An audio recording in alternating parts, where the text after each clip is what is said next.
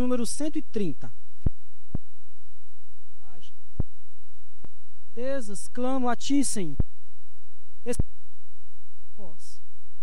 Estejam alertas às minhas súplicas. Se observarem, Senhor, iniquidades, quem, Senhor, para que te temam. Aguardo o Senhor, a minha guarda, a tua palavra. A minha alma anseia pelo Senhor mais do que os guardas pelo romper da manhã. Mais do que os guardas pelo romper da manhã. Espera, Senhor, espera Israel no Senhor, pois no Senhor há misericórdia, nele copiosa redenção. Israel, de todas as suas iniquidades. Amém. Vamos, irmãos, orar ao Senhor pedindo a sua iluminação nesta noite. Senhor, nós te damos graças pela leitura da palavra do Senhor. Ó Deus Santo e bendito, que o Senhor tenha misericórdia do teu povo. O Senhor, ó Deus, abre o nosso entendimento, ilumine a nossa mente, Senhor, para compreendermos a palavra do Senhor.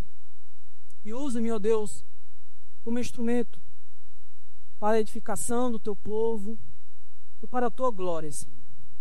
Ó Deus Santo e bendito, fala conosco, em nome de Jesus e para a glória de Jesus.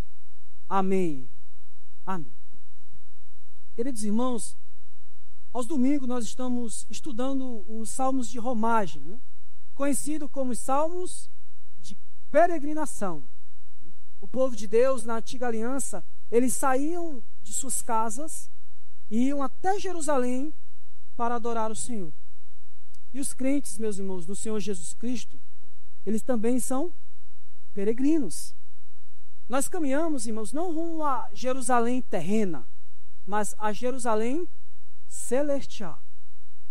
E quando falamos, irmãos, sobre peregrino ou sobre peregrinação, não tem como você não trazer à memória o grande livro, né, que foi escrito pelo pastor Joe Bunyan, O Peregrino. Se você não lê, leia. Se você não leu, leia. Ou assista no YouTube. Tem um fio lá, né? Nessa obra, meus irmãos, o cristão, ele sai caminhando rumo à cidade celestial. Nessa caminhada, meus irmãos, inúmeras vezes ele se desvia do caminho. Ele acaba pecando contra o Senhor.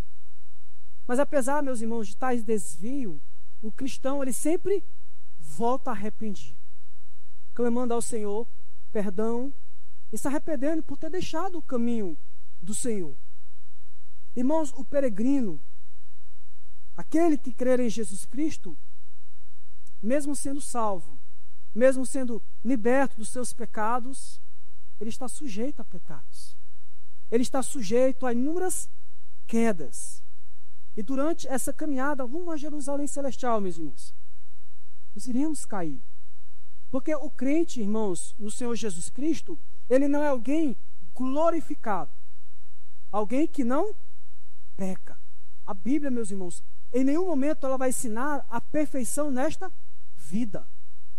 Ela também vai ensinar que aquele que foi regenerado, por mais que ele peque, ele não vai viver na prática do pecado. Nós não somos perfeitos, mas também nós não vivemos na prática do pecado. E a Escritura, meus irmãos, ela ensina que quando o crente ele peca contra o Senhor, ele se volta ao Senhor, clamando perdão, clamando: Senhor, tem misericórdia. É por isso que esse Salmo 130, meus irmãos, ele traz esse consolo a nós. Que em nossa peregrinação, quando nós cairmos em pecado, nós podemos voltar ao Senhor em oração e suplicar a Ele perdão, porque Ele é um Deus gracioso.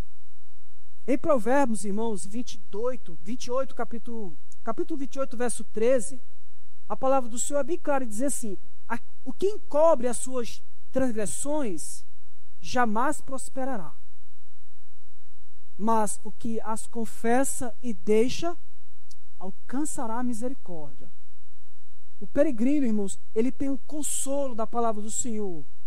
Por mais que ele venha a ser falho, que ele peca contra o Senhor.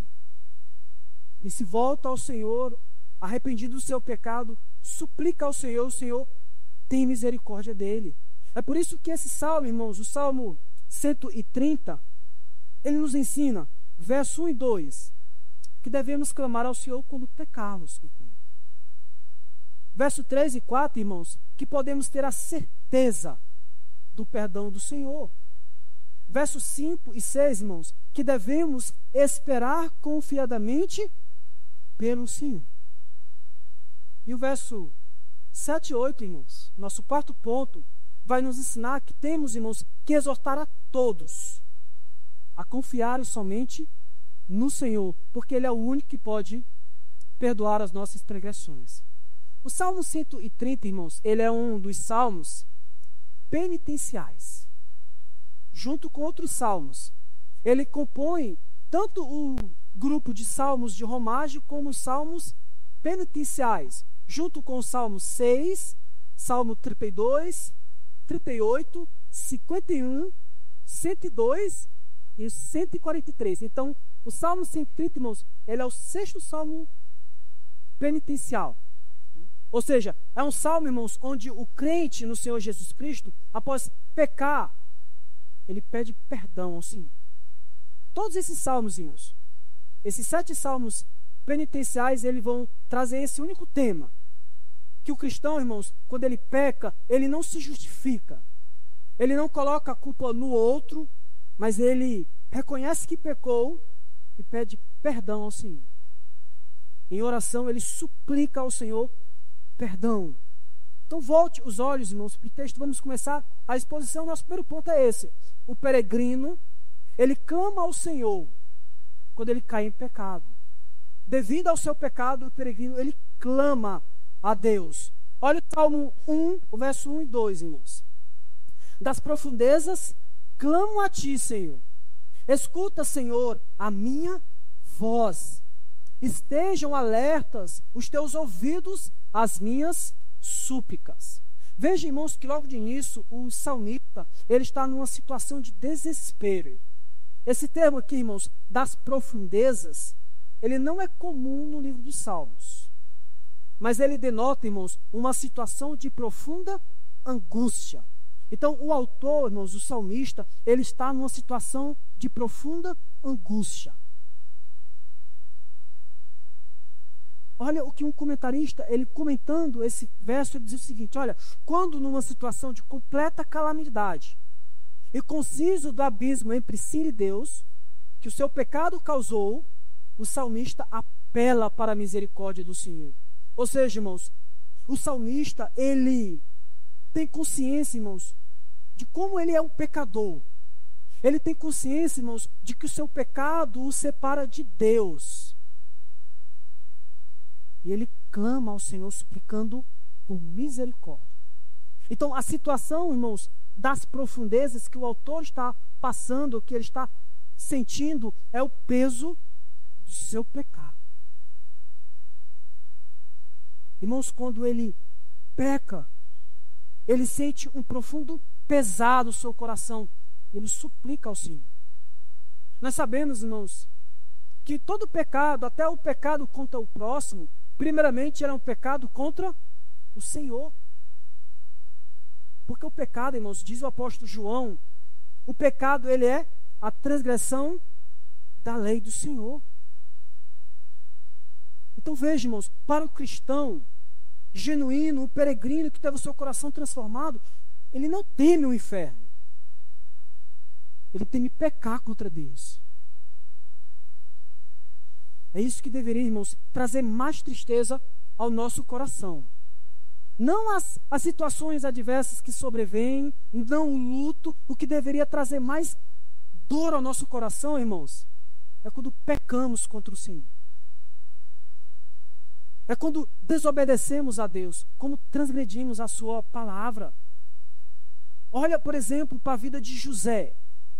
José, meus irmãos, ele temia mais pecar contra Deus do que ofender o seu senhor. Lembra quando a mulher do seu senhor faz uma sugestão pecaminosa, diabólica? O que ele diz lá em Gênesis 39:9? como, pois, cometeria eu tamanha maldade e pecaria contra Deus? Então veja, irmãos, José, irmãos, o que mais temia era pecar contra Deus. Em nenhum momento ele diz, olha, e se descobrirem? E se eu fizer isso e perder a minha posição? José, irmãos, ele se preocupa com Deus. Como é que eu não posso fazer isso? Como é que eu pecaria contra Deus? Então veja, irmãos, o salmista, ele está no profundo abismo. Ele está sofrendo. Nós sabemos, irmãos, qual pecado ele cometeu ou qual situação terrível o pecado o levou. O fato é que ele está angustiado e ele clama a Deus. É isso, irmãos, que é importante nós observarmos aqui. Ele está conciso, ele tem consciência do seu pecado. E que o pecado levou, irmãos, ao fundo do poço. Porque, meus irmãos, o pecado, ele é mentiroso. Ele nunca vai cumprir aquilo que ele promete. Por exemplo, o pecado, irmãos, ele promete libertação, mas ele entrega escravidão. O pecado, meus irmãos, ele promete felicidade, mas o que ele entrega? Tristeza e grande sofrimento. O fato é que esse homem, irmãos, ele está no abismo, nas profundezas. E o que ele faz quando ele está em uma situação terrível? Ele clama ao Senhor. Olha o verso 2. Veja, irmãos, que esse clamor, ele é um clamor que revela urgência. Senhor, escuta a minha voz. Estejam alertas os teus ouvidos às minhas súplicas. Então veja, irmãos, nesse momento terrível que ele está enfrentando, que ele descreve como profundezas, né? Ele clama a Deus. Ele suplica, Senhor, escuta a minha oração. Senhor, que os teus ouvidos estejam atentos, abertos às minhas súplicas. Irmãos, achei muito interessante o que João Calvino, ele diz, quando ele comenta esse texto aqui, ele diz o seguinte, olha, se considerarmos que, enquanto desfrutamos de paz e prosperidade, somos frios na oração, porque nosso coração se acha em um estado de segurança arrogante. É admirável como nas adversidades que deveríamos despertar-nos para a oração, somos ainda mais entorpecidos. O que ele quer dizer com isso? Ele diz o seguinte, olha, quando estamos em paz, sem nenhuma dificuldade, sem nenhuma tribulação, nós não oramos. Por quê? Porque o nosso coração, irmãos, ele se enche de arrogância, de uma segurança. Olha, eu tenho paz, tenho que orar. E o que geralmente a gente faz quando vem a tribulação? Nos voltamos para o Senhor em oração. Só que ele diz o seguinte, olha, se que mesmo em esse momento terrível, nós não nos voltarmos em oração, é porque o nosso coração, ele já se tornou insensível. Porque tem pessoas assim, irmãos. Paz ou tribulação, ela não ora ao Senhor, ela não clama a Deus, ela não suplica ao Senhor, porque o seu coração já está duro. Então veja, irmãos, quando nós pecarmos contra o Senhor, e nossa consciência, irmãos, pesar diante disso, nós temos que se voltar para o Senhor e clamar a Ele, Senhor, escuta a minha oração. Senhor, tem misericórdia de mim. Então veja, irmãos, que esses dois versos, o verso 1 e 2, ele nos ensina isso de forma muito, muito simples. Ao sentir o peso do pecado, se volte para o Senhor e clame. É nesses momentos, irmãos, esses momentos sombrios da alma, que devemos, irmãos, nos achegar ao trono da graça com confiança e clamar, Senhor, escuta a minha oração. Lembra, irmãos, do que fez o profeta Jonas, depois dele ter pecado, desobedecendo a ordem do Senhor? Lá no ventre do peixe, ele fez o quê? Ele orou ao Senhor. Senhor, tem misericórdia de mim. E o rei Davi, irmãos, depois de ter sido confrontado pelo profeta Natã, depois de ter possuído Batseba, foi o que ele fez? Salmo 51. Ele clama ao Senhor. Senhor, tem misericórdia de mim. Então leia, irmãos, todos esses salmos, Salmo 6, 32, 38, 51, 106 e 143. Todos eles, irmãos, os salmistas estarão clamando ao Senhor: Senhor, tem misericórdia porque eu pequei, patrocínio. Em nenhum momento, irmãos, esses homens, eles justificam os seus pecados. Olha, Senhor, eu pequei porque foi a esposa que me levou a pecar. Assim. Não, eu me aborreci e pequei me irando por conta do meu esposo. Esse salmista, irmãos, em nenhum momento ele faz isso. Ele clama ao Senhor. É por isso, irmãos, que peregrino, em meio à caminhada, quando ele cai em pecado, ele confessa o seu pecado. E ele suplica ao Senhor. Ele clama ao Senhor. É por isso que tem isso, irmãos, no verso 2, verso 3 e 4. Ele clama ao Senhor, porque ele tem a certeza que o Senhor lhe perdoa. Olha o verso 3 e o verso 4. Se observares, Senhor, iniquidades, quem, Senhor, subsistirá? Contigo, porém, está o perdão para que te teme. Então veja, irmãos, o cristão, o peregrino, irmãos, ele na vida dele, a certeza do perdão é uma realidade. Não é uma suposição, não é uma esperança vã, mas é uma segurança infalível, irmãos. Por quê? Eu digo isso, irmãos, porque essa segurança da certeza do perdão do Senhor, ela é baseada nas promessas divinas, na evidência interna da graça recebida e do testemunho do Espírito Santo. O salmista fala isso, olha, com o Senhor está o perdão. Mas antes disso, irmãos, antes dele ter a certeza do perdão, verso 4, ele confessa que é um pecador.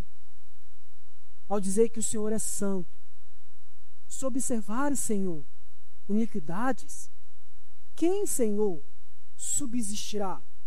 A ideia aqui, irmãos, de observar poderia também ser traduzido por registrar-se. Ou seja, a ideia é o seguinte: olha, Senhor, se o Senhor pegar uma lista e começar a registrar o pecado dos seres humanos, ninguém vai escapar. Por quê?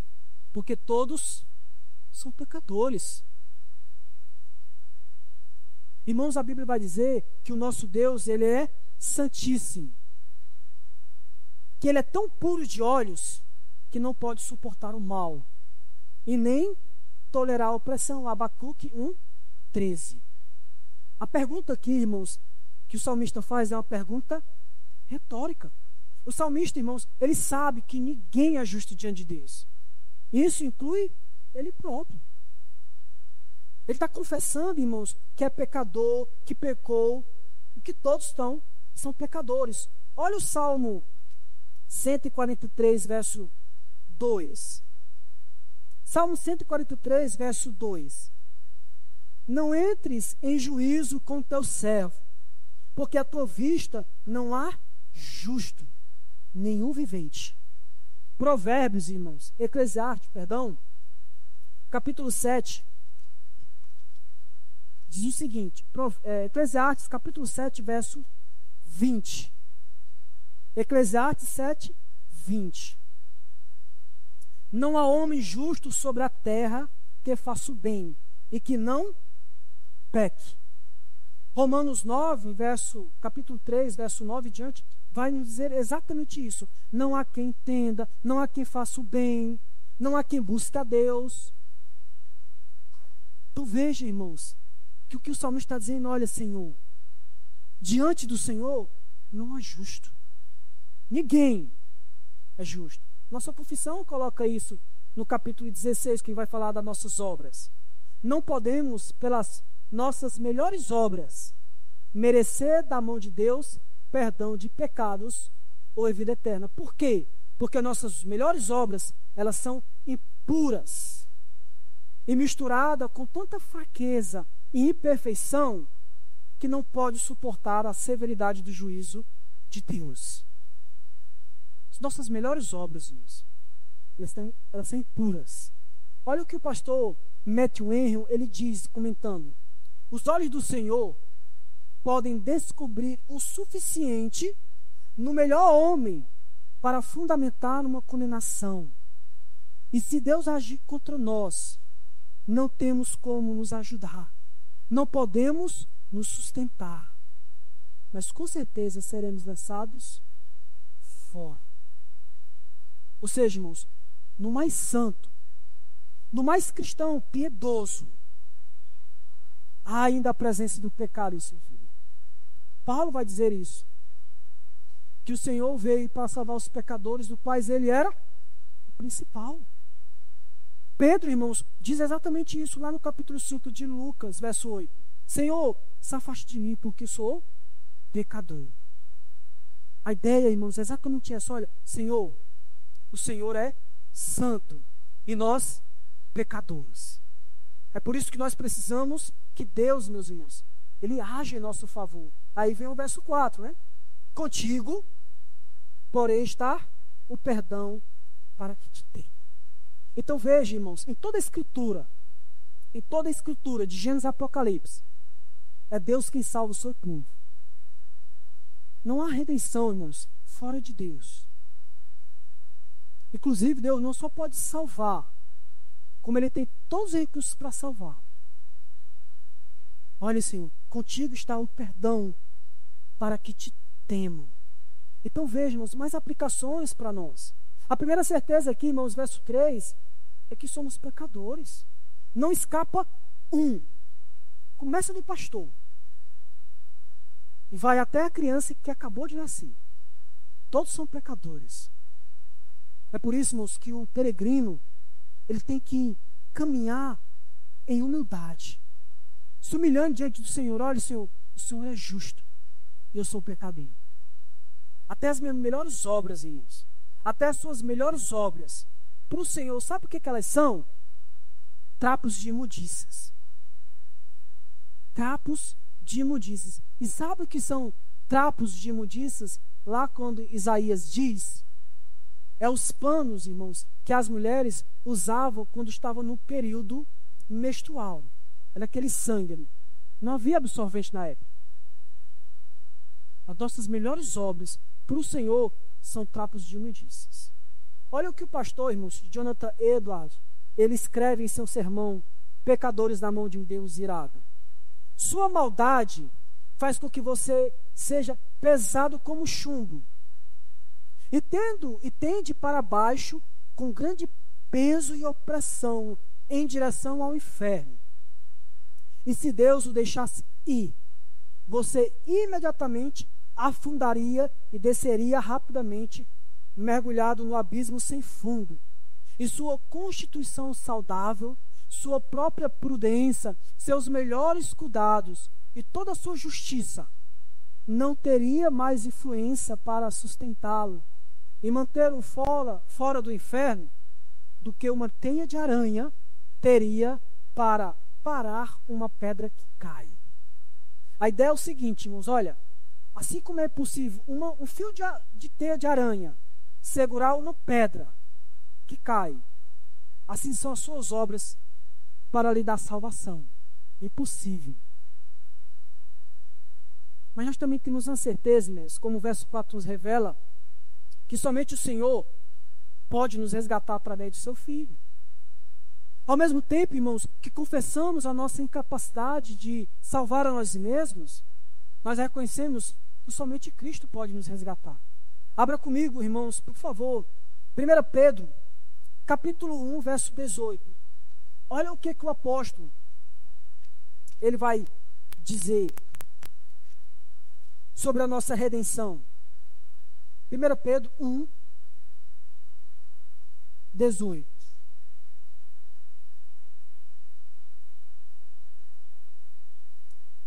Sabendo que não foi mediante coisas corruptíveis, como prata ou ouro, que fostes resgatados do vosso fútil procedimento que vossos pais vos legaram, mas pelo precioso sangue, como de cordeiro sem defeito e sem mácula, o sangue de Cristo, conhecido com efeito antes da fundação do mundo, porém manifestado no fim dos tempos por amor de vós. Tu veja, irmãos, só que pode nos resgatar é o Senhor Jesus Cristo. Só é possível, irmãos, estar diante do Senhor com uma lista de dívida paga, limpa, mediante Jesus. Porque Ele é o único mediador, irmãos, entre Deus e os homens. Então veja, o salmista, ele clama ao Senhor, ele confia na redenção, e ele espera pelo Senhor, irmãos, confiadamente e pacientemente. Verso 5, verso 6. Aguardo o Senhor, a minha alma o aguarda. Eu espero na sua palavra. A minha alma anseia pelo Senhor, mais do que os guardas pelo romper da manhã. Mais do que os guardas pelo romper da manhã. Então vejamos, o salmista, na profundeza do pecado, ele clama ao Senhor. Ele reconhece que não há um justo sequer, que Deus é santo, e que com o Senhor está o perdão. E ele agora, irmãos, confia no Senhor. Ele espera no Senhor. Veja, irmãos, que o salmista, ele aguarda o Senhor confiadamente. Aguarda o Senhor, a minha alma o aguarda, eu espero, a minha alma anseia pelo Senhor, mais do que os guarda. Então veja, meus irmãos, o salmista vai dizer, olha, eu espero no Senhor, eu descanso no Senhor, a minha alma. Quando ele diz aqui, irmãos, a minha alma, ela anseia pelo Senhor, a ideia aqui é de que todas as suas afeições o aguardam. Todo o seu ser espera pelo Senhor. E veja, irmãos, que ele não só espera pelo Senhor, ele confia, ele aguarda na palavra do Senhor. Eu espero na sua palavra. Então veja, irmãos, o salmista, ele confia, ele deposita a sua confiança nas promessas do Senhor. É por isso, irmãos, que o peregrino, ele tem um fundamento sólido, para que ele continue confiando no Senhor. E qual é esse fundamento? Palavra do Senhor. A nossa única regra de fé e prática. Novamente, o pastor Matthew Henry, irmãos, ele diz o seguinte: nós devemos esperar o que ele prometeu em sua palavra, e não as criaturas de nossas fantasias e imaginações. Eu devo esperar, irmãos, aquilo que o Senhor prometeu em sua palavra. Porque muitas pessoas, irmãos, elas procuram esperar por aquilo que o Senhor não prometeu. Elas esperam uma vida sem dificuldade nenhuma, mas o Senhor não prometeu isso. Certa vez, irmãos, perguntaram assim o pastor Martinho Lutero: Lutero, você sente que os seus pecados foram perdoados? Como é que ele respondeu, irmãos? Eu não sinto que estão perdoados. Eu sei que eles estão perdoados, porque Deus diz em sua palavra. Então vejamos, o consolo que nós temos, ele vem da palavra do Senhor. João, irmãos, em sua primeira epístola, lá no capítulo 1, verso 8 até o capítulo 2, ele vai nos dizer, olha, que se nós confessarmos os nossos pecados, o Senhor é fiel e justo para nos perdoar. Que o Senhor Jesus, ele é o justo, o nosso advogado, e que ele é a propiciação pelos nossos pecados. Então veja, eu não sinto que os meus pecados foram perdoados. Eu sei, porque Deus diz em sua palavra. E veja, irmãos, que ele dá uma ilustração, né? No verso 6. A minha alma, ela anseia, ela espera pelo Senhor, muito mais do que os guardas pelo romper da manhã. Mais do que os guardas pelo romper da manhã. Então veja, o salmista, ele confessa que a sua confiança no Senhor é muito maior do que o guarda tem um anseio pelo dia, pelo raiar do dia. Porque veja, irmãos, os guardas, os sentinelas, quando eles vigiavam a cidade, o que é que eles ansiavam mais? Chegasse o dia. Só que o salmista, irmãos, ele diz o seguinte: olha, a minha confiança e eu espero no Senhor é muito maior do que a espera do raiar do dia. Por quê, meus irmãos? Porque o Senhor, irmãos, Ele promete que a sua aliança de paz, ela é eterna. Nós aprendemos isso hoje pela manhã, irmãos, que o nosso Deus, Ele é imutável. Imutável em seu ser, imutável em suas promessas, em seus atributos, em seu amor, em sua misericórdia. Então veja, irmãos, o salmista está falando: olha, eu espero no Senhor e confio, porque a promessa do Senhor, ela é muito mais firme do que o raiar do dia. Então veja, irmãos, esse texto, irmãos, principalmente o verso 5, uma aplicação para nós aqui, o verso 5, quando o salmista diz que espera na palavra do Senhor. A Escritura, irmãos, ela é a nossa única regra de fé e prática. Então veja, irmão, não tem como você confiar, esperar confiadamente e pacientemente pelo Senhor sem conhecer a sua palavra. Muitos não têm um consolo genuíno, irmãos, porque não conhecem a Escritura. Biblicamente falando, irmãos, são pessoas, crentes, analfabetos de Bíblia. Mesmo em uma geração, irmãos, que tem a facilidade de ter a Bíblia na mão, né? Todo mundo aqui tem um smartphone ou um celular de última geração. Isso não adianta de nada você ter a Bíblia e várias versões no seu celular, se você não tira tempo para ler a palavra, para estudar a palavra, para meditar na palavra do Senhor, para trazer o consolo das promessas do Senhor. Não adianta de nada. Lembra de Lutero? Eu não sinto, eu sei, porque Deus diz em sua palavra. Então vejam isso.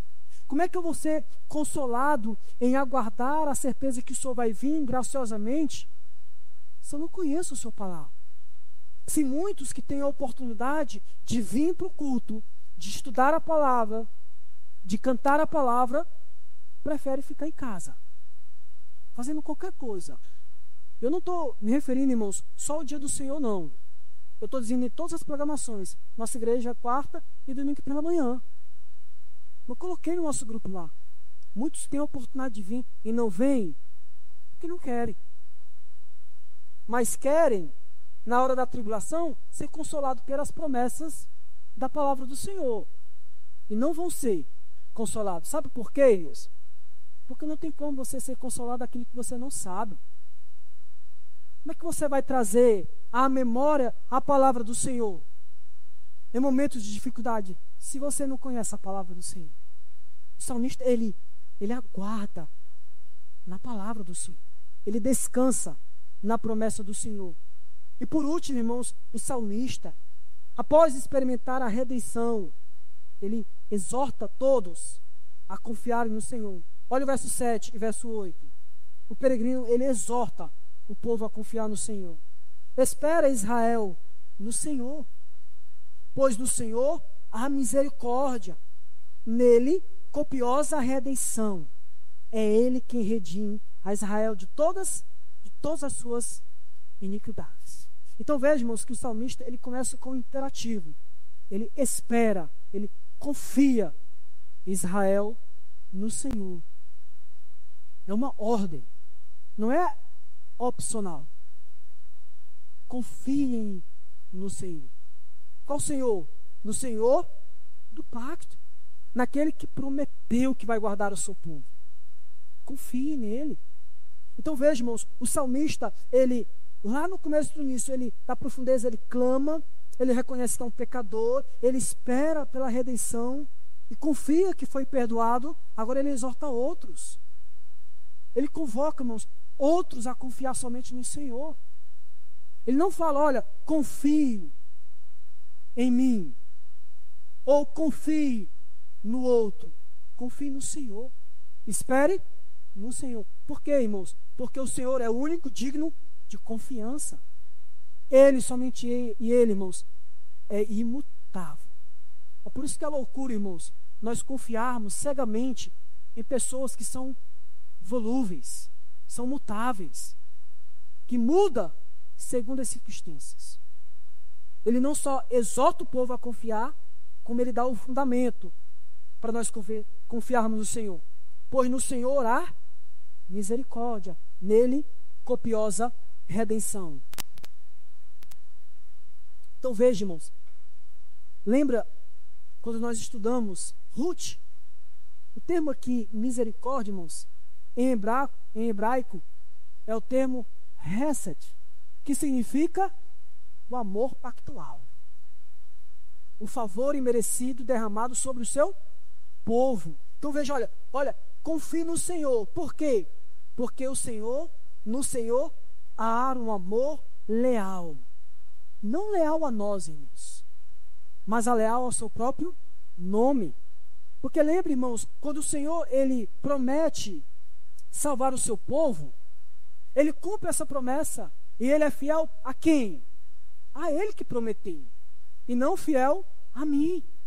Então veja, o salmista está falando, olha, confie no Senhor, por quê? Porque no Senhor há um amor gracioso, há misericórdia, há um amor pactual, e mais, e nele copiosa, muita redenção, ou como outras traduções, né? Plena redenção. O que significa o termo redenção, irmãos? Resgate. A ideia aqui, irmãos, é que há pleno resgate no Senhor. Resgate do pecado. Como o verso 8 vai deixar bem claro. É Ele quem redime, quem resgata a Israel de todas as suas iniquidades. Então veja, irmãos, o salmista ele vai dizer, olha, quem é que redime o seu povo? O Senhor. O Senhor redime Israel, o seu povo. Irmãos, o Senhor, ele não é redentor de todos os homens indiscriminadamente, mas somente do seu povo. João Calvino, ele fantástico, ele diz o seguinte, olha, Deus redimirá sua igreja. Vai resgatar a sua igreja, não do cativeiro da Babilônia, nem da tirania e opressão dos inimigos, nem da penúria, nem em suma de qualquer outro problema, e sim do pecado. Deus, irmãos, ele vai redimir a sua igreja, não do cativeiro babilônico, mas do pecado. É por isso, irmãos, que o crente, o peregrino, ele anseia, ele deseja, mais do que tudo nesta vida, estar livre, plenamente livre do pecado. É muito tolo, irmãos, aquele cristão que deseja ser livre somente das punições desta vida. Que o seu maior desejo é ser livre dos problemas aqui terrenos. É o tolo. O cristão, irmãos, ele anseia o dia que vai estar livre totalmente do pecado. Ele não vai mais transgredir a lei do Senhor. É por isso, irmãos, que a maior necessidade do ser humano não é educação. É importante a educação, mas não é a maior necessidade do ser humano. A maior necessidade do ser humano, irmãos, não é segurança, por mais que seja fundamental. O que o homem mais necessita, irmãos, é ser redimido. É ser redimido de suas iniquidades. Caso contrário, vai perecer eternamente. Irmãos, aplicação para nós. Veja, irmãos, que o salmista, ele está pregando, né? Ele exorta Israel, todo o povo, a confiar no Senhor. É isso que nós somos chamados, irmãos, a fazer, a anunciar o Evangelho do Senhor. E anunciar o Evangelho, irmãos, implica que devemos anunciar a mensagem em sua pureza. E qual é, irmãos, a pureza do Evangelho? É que a salvação é pela graça, não é pelas obras. Você não vai ser salvo pelas suas obras, porque suas obras são um trapo de imundícia diante do Senhor. Que o único que pode nos resgatar, nos libertar plenamente do pecado, é o Senhor. Não são as terapias ou os remédios, é somente o Senhor. Que só a salvação através de Jesus Cristo. Ele é o único caminho, não há outro. Não tem como, irmãos, ter as nossas iniquidades redimidas, se não for através de Jesus. Jesus, ele diz isso, né? Que ele é o único caminho, a verdade e a vida. E ninguém vai à paz senão por Ele. Então vejam, irmãos, quando nós somos chamados outros, exortar outros a confiar no Senhor, nós estamos dizendo exatamente isso. Olha, o único modo de você ser salvo é confiando no Senhor Jesus Cristo. O mundo vai dizer, irmãos, que isso é exclusivismo. Nós estamos sendo exclusivistas. Mas o Evangelho, irmãos, ele é exclusivista sim. Ele é único. Em termos salvíficos, irmãos, o próprio Jesus, ele é exclusivista. Ele diz que ele é o único caminho. Não há outro. Ele é o único que pode nos salvar. Então vejam, irmãos, quando eu falo que o Evangelho, ele é exclusivista, isso não é intolerância religiosa arbitrária, mas é uma consequência lógica da obra de Cristo. Por quê? Porque Cristo, irmãos, somente Ele satisfez plenamente a justiça de Deus. Somente Ele ressuscitou para a justificação dos seus. Somente Ele tem a palavra de vida eterna. É tanto que o salmista diz: é o Senhor quem redime a Israel. Não é outro, é só o Senhor que redime a Israel de todas as suas iniquidades. Concluindo, irmãos, vi o pastor Nicodemos, esse sermão, ele disse algo muito interessante, chamou minha atenção, que o Salmo 130, irmãos, ele foi um dos textos mais amados por Agostinho, por Lutero e Calvino. Justamente, irmãos, porque o Salmo 130, ele revela o Evangelho de forma clara e bela. Ele revela o Evangelho de forma clara. E de uma certa forma, irmãos, a experiência do salmista aqui, com a tristeza pelo pecado, ele é uma experiência de todo cristão. Lembre, irmãos, que eu falei que, olha, o crente, ele não é perfeito nesta vida. Ele vai pecar. Eu me refiro, irmãos, à perfeição moral, tá? E não à perfeição posicional, porque a perfeição posicional, irmãos, refere-se à condição legal diante de Deus. Ou seja, aqueles que estão em Cristo, os crentes, eles são justos e santos diante de Deus. São perfeitos. Já, por outro lado, ainda somos imperfeitos aqui na terra. Porque nós estamos num processo de santificação. Só que nós não confiamos nisso, em nossas boas obras, mesmo após a conversão. Nós não confiamos nem em nosso arrependimento. Nós confiamos em quê? Na obra de Jesus. Nesse salmo, irmãos, ele aponta para o Evangelho, ele anuncia a mensagem do Evangelho, dizendo que todos são pecadores e que todos são merecedores da condenação eterna, porque não há um justo sequer.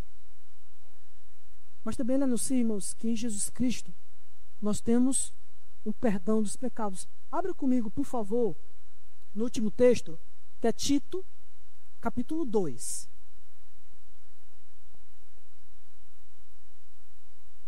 Tito, capítulo 2, irmãos.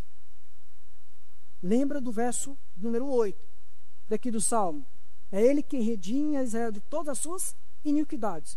Olha o que Tito, irmãos, capítulo 2, verso 11 ao 14 vai dizer: porque a graça de Deus se manifestou salvador a todos os homens, tocando-nos para que, renegados à impiedade e às paixões mundanas, vivamos no presente século sensata, justa e piedosamente, aguardando a bendita esperança e a manifestação da glória do nosso grande Deus e Salvador, Cristo Jesus, o qual a si mesmo se deu por nós, a fim de remir-nos de toda iniquidade e purificar para si mesmo um povo exclusivamente seu, zeloso de boas obras. Irmãos, esse salmo fala de Jesus, porque Jesus é a propiciação pelos nossos pecados. 1 João 2:2. Perdão, irmãos. Então veja, irmãos, salvação só através de Jesus. Fora de Jesus, condenação. É por isso, irmãos, que a palavra do Senhor nos ordena a confiar tão somente em Cristo Jesus. A Bíblia vai ensinar, irmãos, que mesmo após confiarmos em Jesus, nós podemos cair em pecado. Podemos, irmãos, no sentido de possibilidade real, tá bom? E não podemos no sentido de permissão. Então podemos sim cair em pecado mesmo após crermos em Jesus. E o que fazer quando acontecer isso? Não se justificar, não colocar a culpa no outro, mas confessar ao Senhor: Senhor, tem misericórdia. Eu suplico ao Senhor: perdoa. Perdoa, meu Deus. Tem misericórdia. Que Deus, meus irmãos, nos abençoe em nome de Jesus. Amém. Irmãos, Senhor, nós louvamos o teu santo nome. Minha oração, ó Deus, é que o Senhor quebrante nosso coração, nos conduza, ó Deus, a estarmos sensíveis quando pecarmos contra o Senhor, isso. E quando pecarmos, ó Deus, e sentirmos a nossa consciência pesada, que venhamos clamar a Ti: Senhor, tem misericórdia, irmãos. Senhor, suplico, perdoa os nossos pecados, ó Deus. Pois as nossas melhores obras, ó Deus, elas estão manchadas com o pecado. É por isso, Senhor, que não podemos nos comparecer diante do Senhor confiados em nossas obras. Porque nossas obras, boas obras, ó Deus, são trapos de imundícias. Ó Senhor, nós também descansamos, pois sabemos que o Senhor é um Deus perdoador.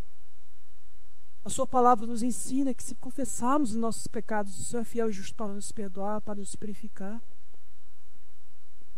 É por isso que nós esperamos, ó Deus, e confiamos pacientemente na palavra do Senhor.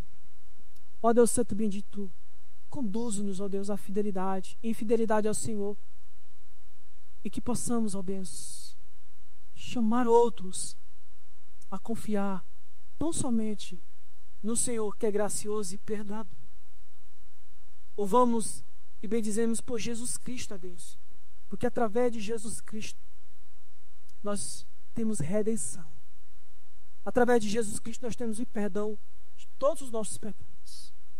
Oramos no nome dele, do Senhor Jesus Cristo, que vive e que reina para todo sempre. Amém.